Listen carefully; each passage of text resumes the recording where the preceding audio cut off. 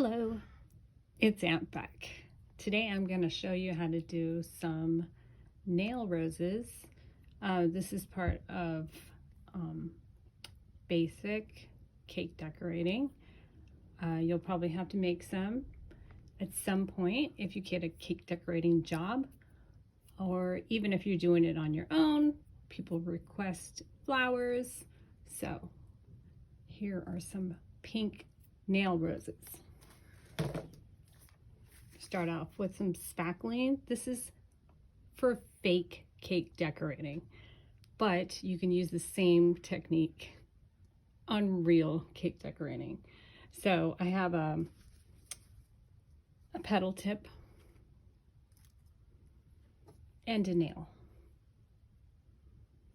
and I added some pink, so some pink paint. So this is actually spackling. This is a fake cake decorating channel, but you can use buttercream colored with food coloring too. So first you're going to want a nice sturdy base.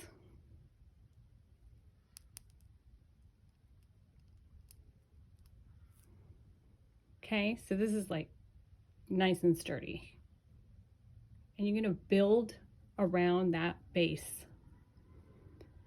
So the first one is a simple little circle, and then you just add the petals.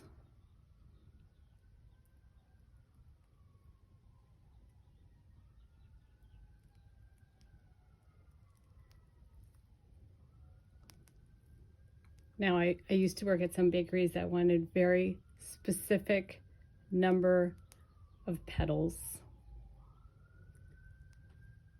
but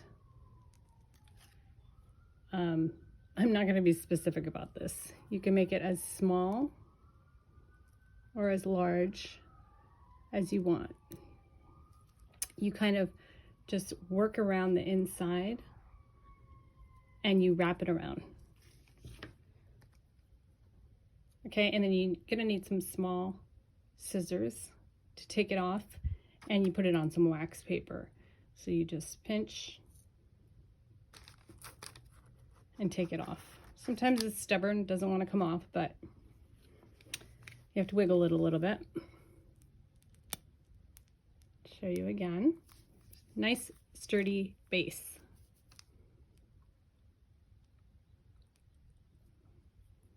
Circle. It's the very center of the rose.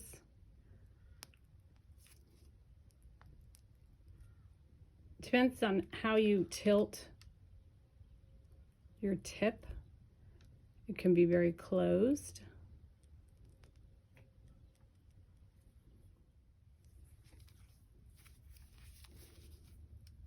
Okay, this one's, I'm going to start it off closed, and then I'm going to open the petals.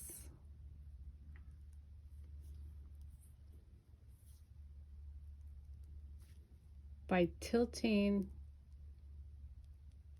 the tip towards me.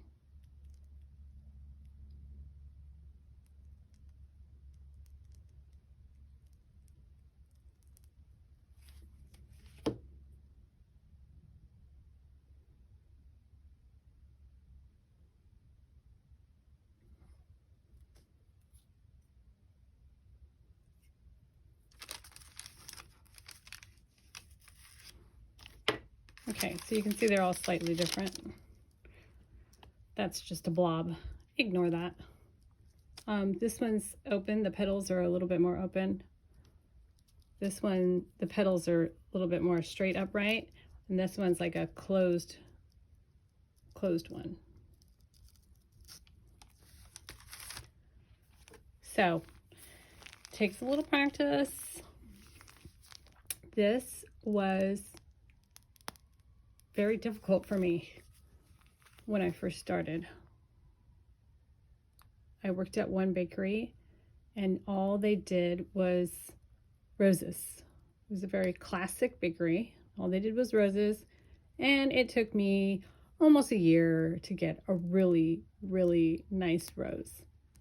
And so it's frustrating. It takes a lot of patience and practice, but you can get it. And so with something like this, when you're using the spackling, if the rose doesn't turn out right, just put it right back in to a small container, and then you can re-whip it and use it over and over and over again until you get your perfect rose.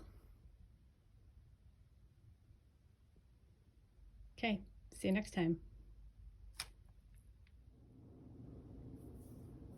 Hey, real quick, I just wanted to add that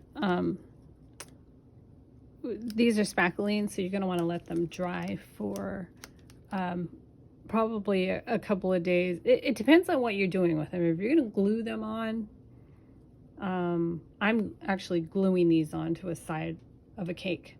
I want them completely dry before I glue them on. If you're placing them on top of a cake that already has like wet spackling or paint, then, you know, you can move them when you want to. I made these 24 hours ago, but I still consider them wet because this is soft. So what I think I'm going to do with these is tomorrow, after this part has completely dried, I'm going to flip them over and put them all upside down so that the bottom can dry. Anytime you have these, like a rosette or something that you're using spackling with, you want it totally and completely dry. It might look dry on the outside, but it's still wet on the inside, and it could squish, especially if you're mailing it somewhere. It's happened to me. That's how I know. Okay, so that was my last tip, and hope you guys liked the video.